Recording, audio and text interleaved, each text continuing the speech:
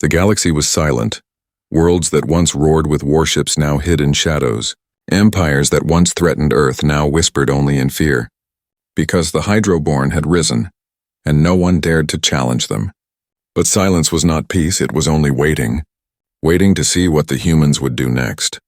The Council of 10 Worlds gathered in secret. Their leaders trembled. "What are they now?" one asked. "They are not humans anymore," another whispered. "They are gods," a third voice said, and for the first time, no one laughed at such words. On Earth, the transformation was almost complete. The oceans glowed, the rivers shined, the sky carried a faint blue pulse. Every human now carried Hydro in their blood. Children were born glowing. Their first cries sounded like echoes of thunder, and still the humans grew stronger. Then came the day the galaxy had waited for. The Hydroborn sent a message not to one empire, not to one fleet, but to all, a message that carried across every star system. The message was not spoken. It was felt. Every mind, every heart, every soul felt it at once, a voice, human but more than human, soft yet shaking galaxies. It said only this: we were given poison, and we made it power. We were given fear, and we made it fuel. You tried to break us, but you only built us. We are not your enemy. We are not your slaves. We are not your prey. We are your future. The message spread like fire. Some fell to their knees, some wept, some screamed, because they understood what it meant. The Hydroborn would not conquer worlds with armies. They would conquer by existence. They were no longer one species among many. They were evolution itself. Living proof that the galaxy's deadliest weapon was never meant to kill. It was meant to change, and humans had changed forever. In the cold edges of space, fleets abandoned their weapons, because weapons had no meaning anymore. What use was fire against those who drank fire? What use was poison against those who became poison? What use was fear against those who fed on fear? The galaxy realized the war was over, not because humans had won battles, but because no one dared to fight them again. The Hydroborn did not ask for thrones. They did not demand crowns, they simply lived. And their living was enough to reshape the stars. Some aliens whispered that humans were now the guardians of the galaxy. Others whispered they were its doom, but all agreed on one truth. Nothing would ever be the same. For centuries, Hydro had been the greatest fear of all. But now, when someone spoke of Hydro, they did not think of weapons, they thought of humans, the ones who drank poison and laughed, the ones who turned death into life, the ones who showed the galaxy the final rule. Fear is not the end. Fear is the beginning, and humanity is what comes after. The message ended, but the silence that followed was louder than any war, because everyone knew. The age of Hydro was gone, the age of humans had begun, and somewhere deep in the glowing oceans of Earth, a child was born. Her first breath filled the air with light. Her first word shook the stars, and the galaxy knew this was only the beginning. The galaxy had seen strange wars before. Wars with machines that thought, wars with beasts that swallowed suns. But the wars of the Hydrocore were something no mind could ever prepare for. It began with the siege of Karen 7, a fortress world, wrapped in steel rings and defended by fleets older than human history. The rulers of Karen believed their weapon was perfect. They had rivers of Hydro, locked inside gigantic tanks. They had planned to release them the moment humans attacked, to drown them in death, to erase Earth's soldiers in one flood. But when the human fleet arrived, the galaxy learned what advantage truly meant. The battle started as expected. Alien cannons fired, lasers ripped across the void. Explosions lit up the blackness of space. Yet the humans did not retreat, they pressed forward. Ships burning, hulls cracking, still they advanced. And when the defenders finally unleashed their secret weapon, the sky turned into a storm of Hydro. Great tanks burst open. Glowing liquid rained down, it fell like black snow. It poured into the atmosphere, spreading across the fields. The surface of Karen 7 became a sea of poison. The defenders roared with triumph. "No creature can survive this," they shouted. But then, through the flood, the humans walked. Their armor glowed with light. Their veins pulsed with silver, blue, and green. The Hydrocore drank as they marched. They bent down, scooped glowing handfuls into their mouths, and smiled as their bodies grew stronger. What had been poison for all others was strength for them. Alien commanders screamed, "Impossible! They should be melting." But instead the Hydro rivers shrank. Every drop was pulled into human bodies. Every stream became fuel. The humans were not just surviving, they were devouring the very weapon unleashed against them. Then the true horror began. The hydrocores attacked. Their speed was not human anymore. Their strength was not natural. One soldier smashed through tanks with a single strike.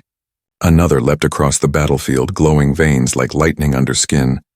A squad of 10 tore through an army of thousands. Their voices roared like storms. Their eyes burned with the glow of the liquid inside. Ships that released hydro from orbit found their streams redirected. Humans opened their mouths to the falling poison. They drank in the rain, and with every swallow their power doubled. The defenders of Karen 7 broke. They dropped weapons, they fled into the steel tunnels. But there was nowhere to hide, because the humans carried the weapon inside them, and wherever they went, hydro followed. When the battle ended, silence fell across the galaxy. The once mighty fortress world had not only fallen, it had been consumed. Its greatest defense had become its greatest weakness, and for the first time in recorded history, a world was conquered not by fire or steel, but by drinking rivers of death. Alien leaders trembled. They had always believed war was about who had the strongest weapon, but humans had changed the rule. Weapons no longer worked on them, weapons now worked for them. A reptilian warlord whispered to his council, "We used to fear Hydro because it killed us all. Now we fear it more, because it feeds them." The galaxy had expected humans to use ships, to use armies, to use strategies. But humans had chosen something different. They had chosen to turn the galaxy's greatest weapon into their own blood, and that made them unstoppable. From that day forward, alien soldiers refused to carry hydro tanks into battle. They destroyed their own reserves in panic. Entire civilizations poured their hydro into the void. Because keeping it was dangerous, hydro was no longer a weapon. It was an invitation, a gift to the humans, and no one wanted to give it to them. But it was too late because humans had tasted victory. They had seen how hydro bent to their bodies, and they wanted more. More battles, more rivers, more strength. The galaxy realized the truth. Humans were not fighting for survival anymore. They were fighting to evolve, and every war was only making them stronger. The galaxy had once looked at humans with curiosity, then with confusion, then with fear. But after the siege of Karen 7, that fear became something greater. It became terror. Hydro weapons no longer belonged to the galaxy. They belonged to humans, and as humans drank more, something began to change. At first, the change was small, a faint glow under their skin, a strange shine in their eyes, a heartbeat that sounded louder than before, but soon the changes grew. Soldiers returned from battles with veins like rivers of light. Their voices carried echoes that shook walls. Their eyes reflected not stars but storms. Aliens whispered, "They are not humans anymore. They are becoming something else. They are becoming Hydro." In the great fleets of the reptilian empires, panic spread. They tried one last time to use hydro against Earth. They unleashed oceans of it. They poisoned atmospheres. They poured rivers into human colonies. But every time the same nightmare repeated. Humans did not flee. They did not die. They stepped into the floods and drank. Children drank, soldiers drank, even the old drank. And instead of poison, it became life. Their bodies absorbed the oceans. Their strength grew, their shapes shifted. One commander wrote in his final message before his fleet was destroyed, "I fired hydro at them." They did not fall. They laughed. And then their bodies glowed so bright I could not look at them. They were no longer soldiers. They were living weapons. The galaxy began to call them the Hydroborn, not human, not alien, something new. Creatures who could drink rivers of death and turn them into rivers of power. In battle, the Hydroborn no longer needed ships. They launched themselves into the void, breathing poison as if it were air, tearing apart cruisers with glowing hands when enemy fleets fired hydro cannons. The Hydroborn absorbed the blasts and hurled the power back like storms. Entire armadas broke against a single squad. Because no weapon could hurt what humans had become. Alien scientists tried to study them. They stole human blood. They trapped Hydroborn in cages, but the results were always the same. The blood burned through the cages. The prisoners melted the walls just by breathing, and the scientists disappeared in glowing light. Soon, alien worlds stopped resisting. They stopped fighting. They surrendered before battles even began. Because the Hydroborn were not just soldiers. They were nightmares that walked awake. the galaxy realized a horrifying truth. Hydro had once been the strongest weapon, but now it was the seed of evolution, and humans were evolving faster than anyone could understand. Some humans themselves began to fear. Mothers looked at their children and saw glowing veins. Fathers spoke and their voices shook the walls. Some asked, "Are we still human?" But others answered, "No.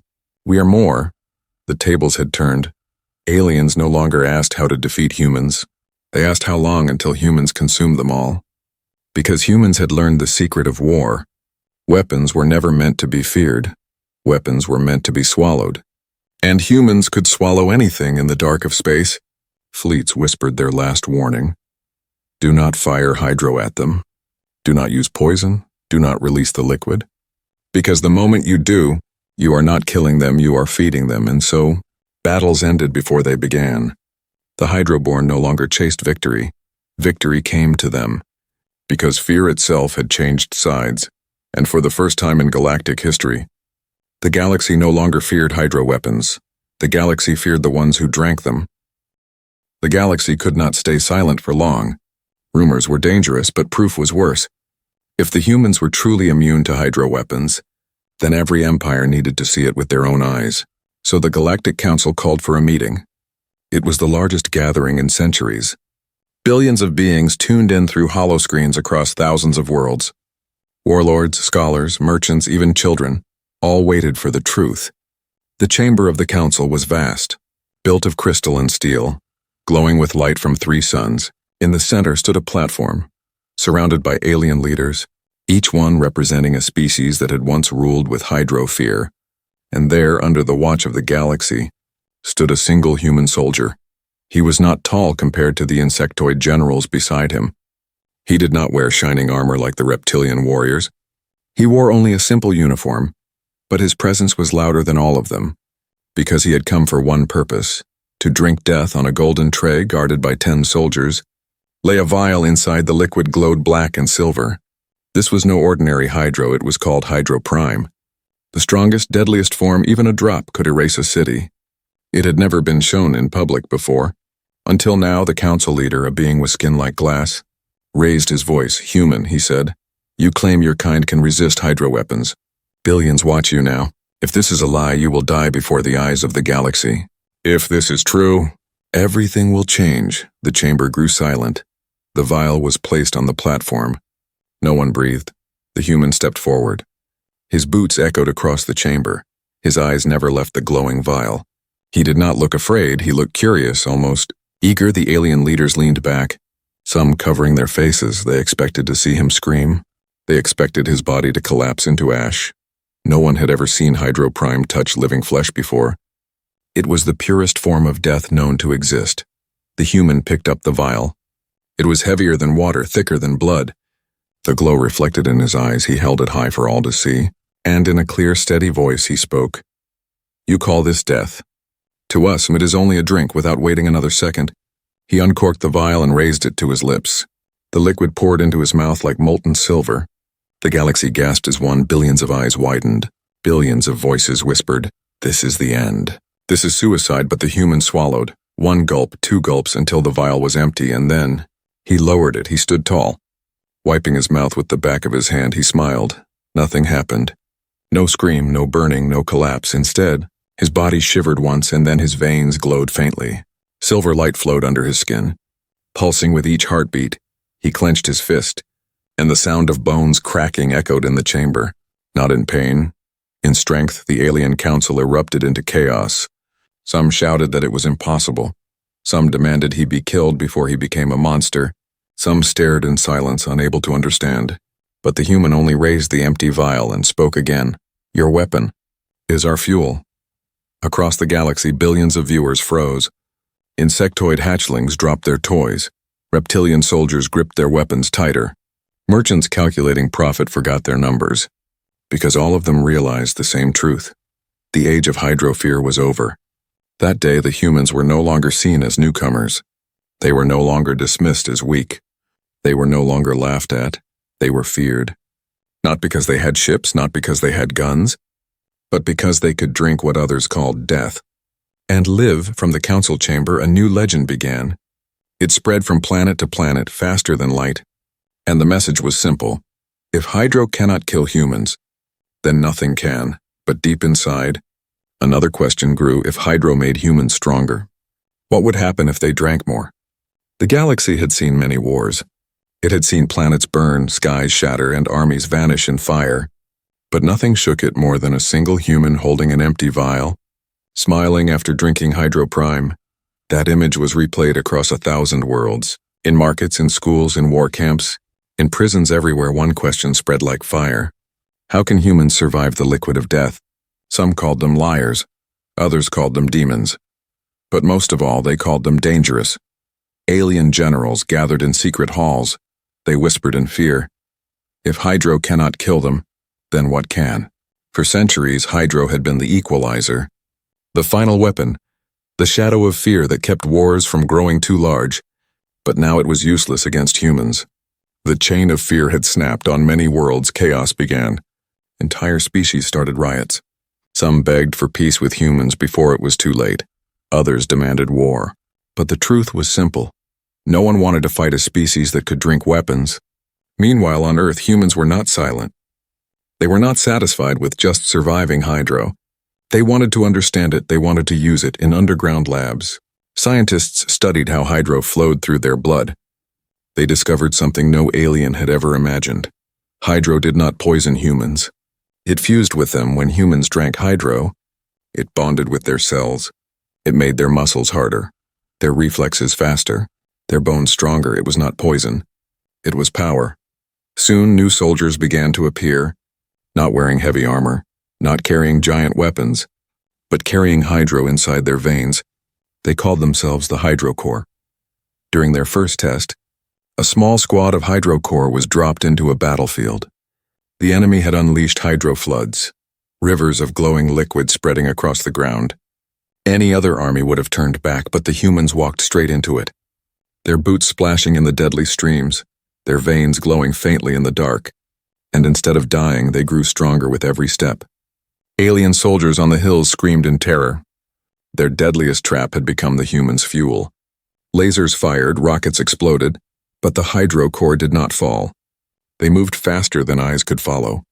Their fists broke steel, their voices roared with energy, and when the battle ended, the humans stood alone in silence. The Hydro rivers around them were gone, drained into their bodies. The galaxy froze again. It was one thing to see a man survive a sip of Hydro. It was another to see armies drinking entire rivers of it.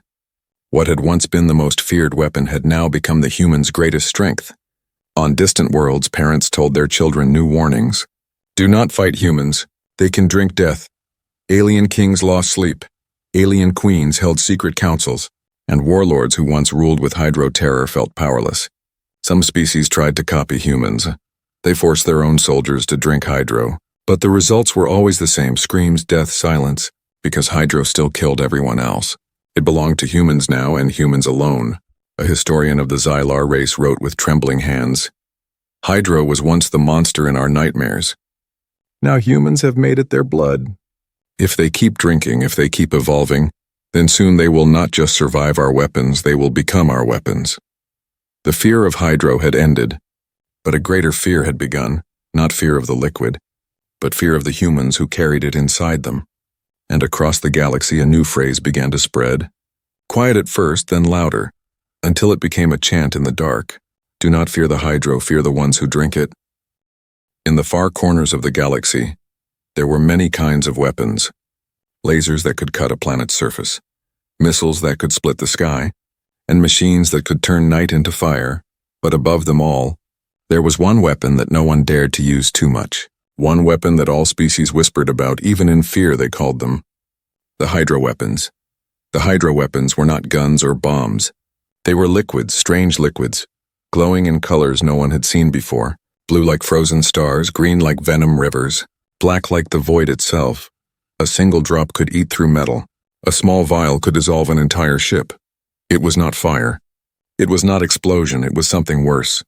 It was silent death for thousands of years. Alien empires kept Hydro weapons hidden. They used them only in the darkest wars. Even the bravest soldiers refused to carry them. To touch them was like touching death itself. Some said the hydro weapons were alive. Some said they came from another dimension. But no one really knew. One thing was certain. Every creature in the galaxy feared them. When a hydro weapon was released, cities became empty. Air turned poisonous. Soil turned to black ash. The screams of the dying were carried by winds that never ended. Mothers told their children, never go near the liquid. Never even look at it, generals told their armies. If you see hydro weapons, run. Nothing can save you.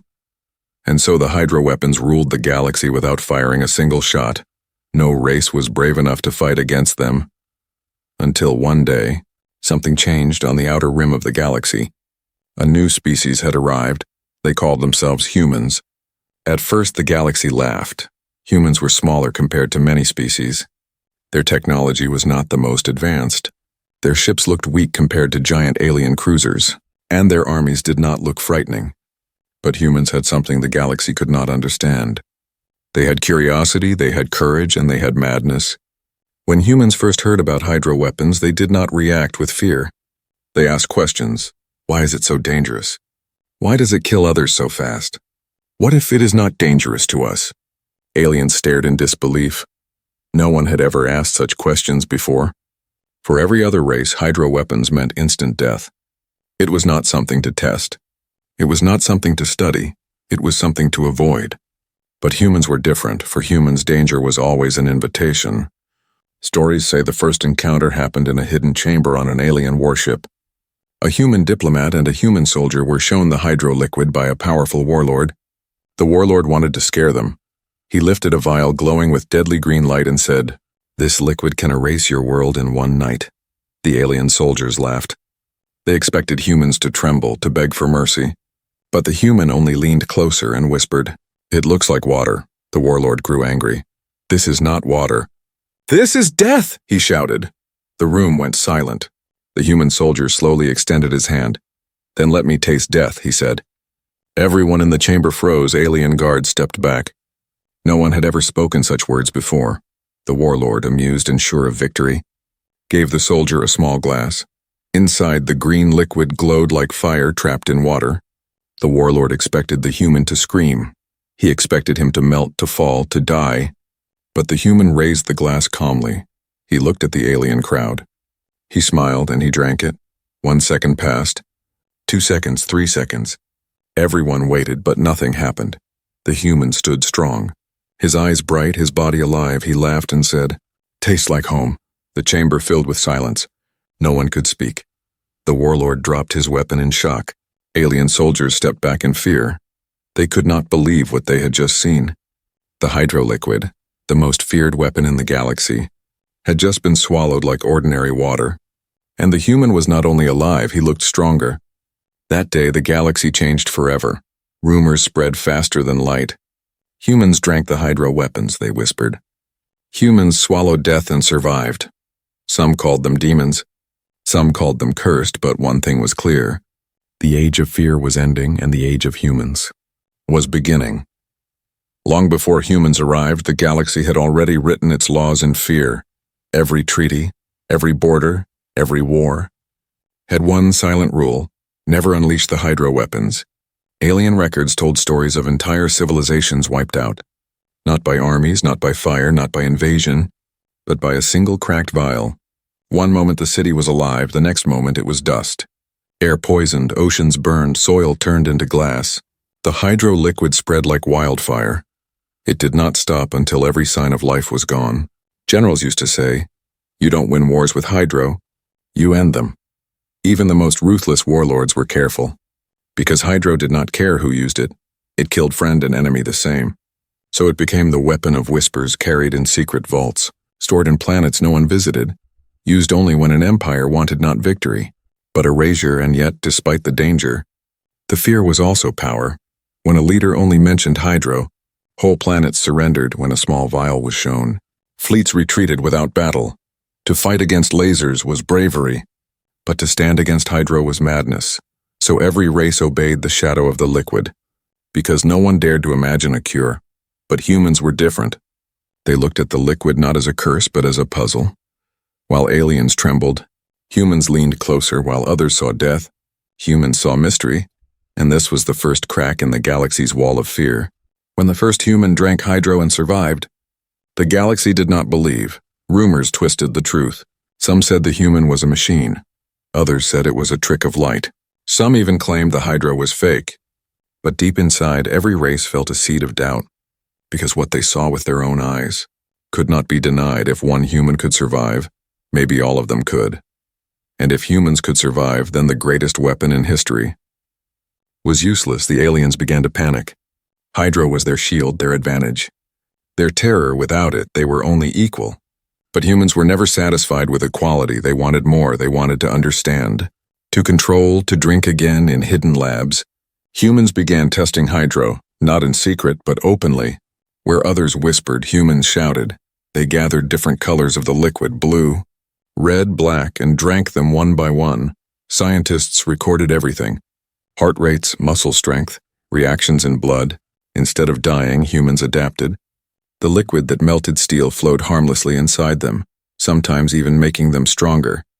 Aliens watched in horror for generations. The hydro had been a god of fear. Now humans were turning it into water. Children of alien worlds began to ask questions their parents could not answer. Why can humans drink it? Why does it not hurt them? And most terrifying of all, if they can drink weapons, what else can they survive? Armies that once stood proud began to feel weak. Warlords who once ruled by fear now doubted their own strength. The balance of the galaxy trembled because the unthinkable had happened. Fear was breaking. And when fear breaks, power collapses. One alien historian wrote in despair, "Fear is the chain that binds us." But the humans have no chain. They laugh in the face of poison. They drink death, and with every drop, our terror becomes their weapon. From that moment, hydro was no longer just a liquid, it was a symbol. For aliens, it was the symbol of their weakness. For humans, it became the symbol of their courage. And in every corner of the galaxy, eyes turned to Earth. Whispers grew louder, and one question burned in every mind. If humans could drink the most feared weapon in the universe, what would they do next?